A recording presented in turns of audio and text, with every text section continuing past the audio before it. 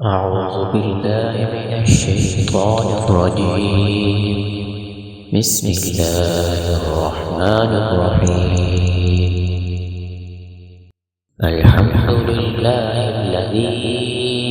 أنزل على عبده الكتاب ولم يجعل له عوجا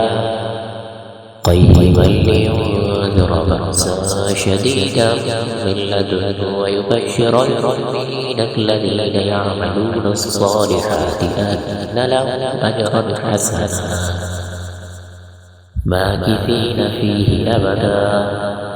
وينذر الذين قالوا اتخذ الله ولدا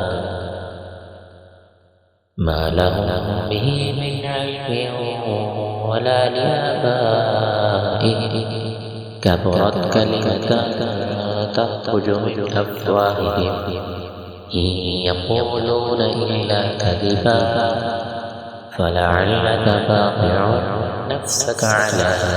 آثارهم إن لم يؤمنوا بهذا الحديث أسفا إنا جعلنا ما على الأرض زينة لها لنبلوهم أيهم أحسن عملا وإنا لجاعلون ما عليها صعيدا جرزا أم حسبت أن أصحاب الكهف والرقيم كانوا من آياتنا عجبا إذ أوى الفتية إلى الكهف فقالوا ربنا آتنا من لدنك رحمة وهيئ لنا من أمرنا رشدا فضربنا على آذانهم في الكهف سنين عددا ثم بعثناهم لنعلم أي الحزبين أحصى لما لبثوا أمدا.